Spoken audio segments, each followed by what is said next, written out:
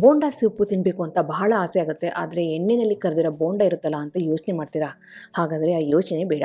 ಇವತ್ತು ಎಣ್ಣೆಯಲ್ಲಿ ಕರಿದನೇ ಬೋಂಡ ಮಾಡಿ ಬೋಂಡಾ ಸೂಪನ್ನು ಮಾಡೋದು ಹೇಗೆ ಅಂತ ನೋಡೋಣ. ಅದ್ಭುತವಾಗಿರುತ್ತೆ. ಹೊರಗಡೆ ಗರ್ಗರಿಯಾಗಿರುತ್ತೆ, ಒಳಗಡೆ ಸಾಫ್ಟ್ ಆಗಿರುತ್ತೆ. ಎಣ್ಣೆ ಇಲ್ಲ ಅಂತ ಆರಾಮವಾಗಿ ತಿನ್ಬೋದು.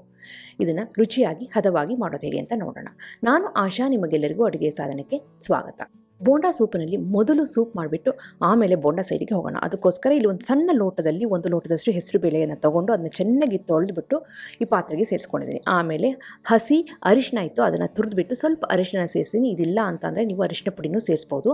ಆಮೇಲೆ ಎಷ್ಟು ಬೇಳೆ ತೊಗೊಂಡಿದ್ರು ಅದು 3ರಿಂದ 4ರಷ್ಟು ನೀರನ್ನ ಹಾಕಿ ಈ ಬೇಳೆನ ಸಾಫ್ಟಾಗಿ ಬೇಯಿಸ್ಕೋಬೇಕಾಗುತ್ತೆ. ಕುಕ್ಕರ್ನಾದರೂ ಅಷ್ಟೇ ಒಂದು 3 ವಿಸಲ್ ಮೀಡಿಯಮ್ ಫ್ಲೇಮಲ್ಲಿ ಹಾಕಿದರೆ ಸಾಫ್ಟಾಗಿ ಬೆಂದು ಹೋಗ್ಬಿಡುತ್ತೆ.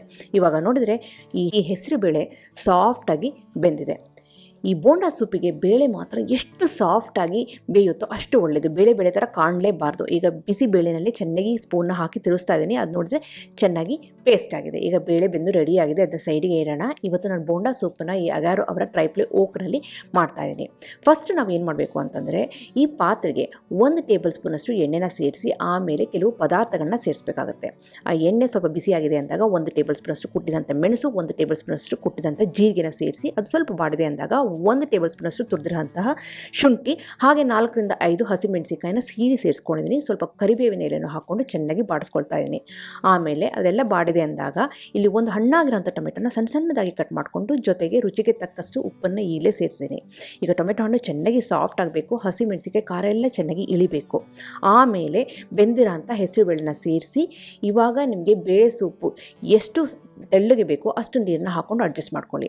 ಈಗ ಹಾಕೋಂಥ ಸಾಮಗ್ರಿಗಳನ್ನೆಲ್ಲ ಹಾಕಾಗಿದೆ, ಚೆನ್ನಾಗಿ ಕುದಿಲಿ. ಶುಂಠಿ, ಮೆಣಸು, ಜೀರಿಗೆ ಫ್ಲೇವರ್ ಎಲ್ಲ ಈ ಬೇಳೆ ನೀರಿಗೆ ಇಳಿಬೇಕು. ಹಾಗೆಯೇ ಲೈಟಾಗಿ ಹುಳಿ ಬರೋದಕ್ಕೆ ಅಂತ ಸ್ವಲ್ಪ ಟೊಮೆಟೊ ಹಣ್ಣು ಹಾಕಿದ್ದೀನಿ. ಟೊಮೆಟೊ ಹಣ್ಣು ಬೇಕು ಅಂದರೆ ಸ್ಕಿಪ್ ಮಾಡ್ಬೋದು.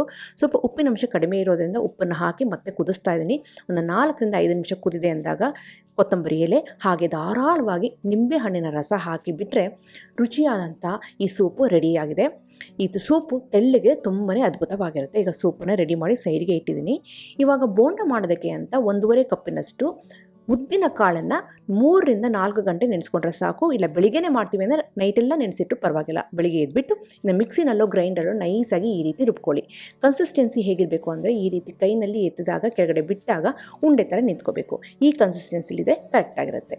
ಇದಕ್ಕೆ 1 ಟೇಬಲ್ ಸ್ಪೂನಷ್ಟು ಕುಟ್ಟಿರೋಂಥ ಮೆಣಸು, 1 ಟೇಬಲ್ ಸ್ಪೂನಷ್ಟು ಕುಟ್ಟಿರೋಂಥ ಜೀರಿಗೆ, ಹಾಗೆಯೇ ಇದಕ್ಕೆ ಸ್ವಲ್ಪ ಹಸಿಮೆಣಸಿಕಾಯಿ ಬೇಕು ಅಂದರೆ ಸೇರಿಸ್ಕೋಬೋದು. ಸಣ್ಣದಾಗಿ ಕಟ್ ಮಾಡಿ ಸೇರಿಸ್ಕೋಬೋದು. ನಾನು ಸೇರಿಸ್ಕೊಂಡಿಲ್ಲ, ಬೇಕು ಅಂದರೆ ನೀವು ಹಾಕ್ಕೊಳ್ಳಿ. ಜೊತೆಗೆ 1 ಟೇಬಲ್ ಸ್ಪೂನಷ್ಟು ತುರಿದಿರೋ ಅಂಥ ಶುಂಠಿನ ಸೇರಿಸ್ಕೊಂಡು ಸ್ವಲ್ಪ ಕರಿಬೇವಿನ ಎಲೆನ ಸಣ್ಣದಾಗಿ ಕಟ್ ಮಾಡಿಕೊಂಡು ಸೇರಿಸ್ಕೊಂಡಿದ್ದೀನಿ. ಒಂದು ಅರ್ಧ ಟೀ ಸ್ಪೂನಷ್ಟು ಇಂಗಿನ ಪುಡಿನ ಸೇರಿಸಿದ್ದೀನಿ. ಮೆಣಸು, ಜೀರಿಗೆ, ಇಂಗಿನ ಪುಡಿ, ಶುಂಠಿ ಎಲ್ಲ ತುಂಬಾ ಮುಖ್ಯ. ರುಚಿಗೆ ತಕ್ಕಷ್ಟು ಉಪ್ಪನ್ನು ಇಲ್ಲಿ ಸೇರಿಸಿದ್ದೀನಿ. ಇದಾದಮೇಲೆ ಇಲ್ಲಿ ಒಂದು 2ರಿಂದ 3 ಟೇಬಲ್ ಸ್ಪೂನಷ್ಟು ಹಸಿ ಕಾಯಿನ ಸಣ್ಣದಾಗಿ ಕಟ್ ಮಾಡಿಕೊಂಡು ಸೇರಿಸ್ಕೊಂಡಿದ್ದೀನಿ. ಈ ಬೋಂಡ ತಿನ್ನಬೇಕಾದ್ರೆ ಮಧ್ಯ ಕಾಯಿ ಪೀಸು ಬಾಯಿಗೆ ಸಿಕ್ಕಿದ್ರೆ ತುಂಬಾ ಚೆನ್ನಾಗಿರುತ್ತೆ. ನಾನು ಮೊದಲೇ ಹೇಳಿದೆ, ಬೇಕು ಅಂದರೆ ನೀವು ಹಸಿಮೆಣಸಿಕಾಯಿ ಸಣ್ಣದಾಗಿ ಕಟ್ ಮಾಡಿಕೊಂಡು ಸೇರಿಸಬಹುದು. ಮಕ್ಕಳು ಬಾಯಿಗೆ ಸಿಕ್ಕಿದ್ರೆ ಅಷ್ಟು ಖುಷಿಯಾಗಿರಲ್ಲ ಅಂತಂದ್ಬಿಟ್ಟು ನಾನು ಹಸಿಮೆಣಸಿಕಾಯಿನ ಸ್ಕಿಪ್ ಮಾಡಿದ್ದೀನಿ. ಈಗ ಈ ಬೋಂಡ ಮಾಡೋದಕ್ಕೆ ಹಿಟ್ಟು ರೆಡಿಯಾಗಿದೆ. ಒಂದು ಆಪ್ಷನು ಎಣ್ಣೆಯಲ್ಲಿ ಮಾಮೂಲಿ ಕರಿತೀವಲ್ಲ ಆ ರೀತಿ ಕರಿಬೋದು. ಇವತ್ತು ನಾನು ಪಡ್ಡು ಮಣ್ಣಿನಲ್ಲಿ ಈ ಬೋಂಡನ ಮಾಡ್ತಾಯಿದ್ದೀನಿ. ಈ ಪಡ್ಡು ಮಣ್ಣಿನ ಚೆನ್ನಾಗಿ ಬಿಸಿ ಮಾಡಿಕೊಂಡು ಅದಕ್ಕೆ 1 ಟೇಬಲ್ ಸ್ಪೂನಷ್ಟು ಎಣ್ಣೆನ ಇಲ್ಲಿ ಸೇರಿಸ್ತಾ ಇದ್ದೀನಿ. ನಾನು ವೀಡಿಯೋದಲ್ಲಿ ತೋರಿಸಿಲ್ಲ ಅದೇ ರೀತಿ. ಎಣ್ಣೆ ಚೆನ್ನಾಗಿ ಬಿಸಿಯಾಗಿದೆ ಅಂದಾಗ ಫ್ಲೇಮನ್ನು ಹೈಯಲ್ಲೇ ಇಟ್ಕೊಂಡು ಮೊದಲು ಈ ರೀತಿ ಸ್ಪೂನಿನ ಸಹಾಯದಿಂದ ಹಿಟ್ಟನ್ನು ಗುಳಿಗಳಿಗೆ ಹಾಕ್ಕೊಂಡು ಹೋಗೋಣ. ಒಂದು ಸಾರಿ ಹಿಟ್ಟನ್ನೆಲ್ಲ ಹಾಕಿದ ಮೇಲೆ ಫ್ಲೇಮ್ನ ಲೋ ಟು ಮೀಡಿಯಮಲ್ಲಿ ಇಟ್ಕೊಂಡು ಮುಚ್ಚಿಬಿಟ್ಟು ಇದನ್ನು 1ರಿಂದ 2 ನಿಮಿಷ ಬೇಯಿಸಿದರೆ ಒಂದು ಕಡೆ ಚೆನ್ನಾಗಿ ಬೆಂದಿರುತ್ತೆ. ಆಮೇಲೆ ಈ ರೀತಿ ಮತ್ತೆ ಉಲ್ಟಾ ಹಾಕಿ ಎಲ್ಲ ಕಡೆಯೂ ಚೆನ್ನಾಗಿ ಗರ್ಗರಿಯಾಗಿರಬೇಕು. ಹಾಗೆಯೇ ಲೋ ಫ್ಲೇಮಲ್ಲಿ ಬೇಯೋದ್ರಿಂದ ಇದು ಒಳಗಡೆವರೆಗೂ ಸೂಪರಾಗಿ ಬೆಂದಿರುತ್ತೆ. ಈಗ ನೋಡಿದ್ರೆ ಕಡಿಮೆ ಎಣ್ಣೆಯಲ್ಲಿ ಅಂದರೆ 1 ಟೇಬಲ್ ಸ್ಪೂನ್ ಎಣ್ಣೆಯಲ್ಲಿ ಇಷ್ಟು ಬೋಂಡ ರೆಡಿಯಾಗಿದೆ. ಬೋಂಡ ಸೂಪು ತಿನ್ನಬೇಕು ಆದರೆ ಎಣ್ಣೆಯಲ್ಲಿ ಕರಿಬಾರ್ದು ಬೋಂಡನ ಅಂದರೆ ಇದೊಂದು ಅದ್ಭುತವಾದಂಥ ಐಡಿಯಾ. ಈಗ ಬೋಂಡ ಹೊರಗಡೆ ಗರ್ಗರಿಯಾಗಿದ್ದು ಒಳಗಡೆ ಸಾಫ್ಟಾಗಿ ಸೂಪರಾಗಿ ರೆಡಿಯಾಗಿದೆ. ಇಲ್ಲಿ ಬಿಸಿ ಬಿಸಿ ಸೂಪು ಸಹ ರೆಡಿಯಾಗಿದೆ. ಇವಾಗ ಮೊದಲು ನಾವು ಬೋಂಡನ ಈ ರೀತಿ ಹಾಕ್ಕೊಂಡು ಧಾರಾಳವಾಗಿ ಬೋಂಡನ ತಿನ್ಬೋದು, ಯಾಕೆಂದರೆ ಎಣ್ಣೆನೇ ಇಲ್ಲ ಈ ಬೋಂಡದಲ್ಲಿ. ಅದ್ರ ಮೇಲೆ ಬಿಸಿ ಬಿಸಿಯಾದಂಥ ಸೂಪನ್ನು ಧಾರಾಳವಾಗಿ ಹಾಕ್ಕೊಂಡು ಮೇಲೆ ಕೊತ್ತಂಬರಿ ಎಲೆ ಹಾಗೆಯೇ ಈರುಳ್ಳಿ ಪೀಸಸ್ನ ಹಾಕ್ಕೊಂಡು ತಿಂತಿದ್ರಂತೂ ಅದ್ಭುತವಾಗಿರುತ್ತೆ. ಈ ರೀತಿ ಮಾಡಿಕೊಡಿ. ಈ ಬೋಂಡನ ಎಣ್ಣೆಯಲ್ಲಿ ಕರ್ದೇ ಇಲ್ಲ ಅಂತ ಗೊತ್ತಾಗಲ್ಲ. ಸಾಮಾನ್ಯವಾಗಿ 1 ಪ್ಲೇಟು ಬೋಂಡಾ ಸೂಪ್ ತಿನ್ನೋರು 2ರಿಂದ 3 ಪ್ಲೇಟು ಬೋಂಡಾ ಸೂಪನ್ನ ತಿಂತಾರೆ. ಏನಕ್ಕೆ ಅಂದರೆ ಎಣ್ಣೆ ಇಲ್ದಿರೋದ್ರಿಂದ ಜಾಸ್ತಿ ಬೋಂಡಾ ಸೂಪನ್ನು ತಿನ್ಬೋದು. ನಿಮಗೆಲ್ಲ ಈ ರೆಸಿಪಿ ಇಷ್ಟ ಆಗಿದೆ ಅಂತ ಅಂದ್ಕೊಂಡಿದ್ದೀನಿ. ಖಂಡಿತವಾಗ್ಲೂ ಟ್ರೈ ಮಾಡಿ ಹೇಗೆ ಬಂತು ಅಂತ ನನ್ನ ಕಮೆಂಟ್ ಸೆಕ್ಷನ್ ದಯವಿಟ್ಟು ತಿಳಿಸಿ.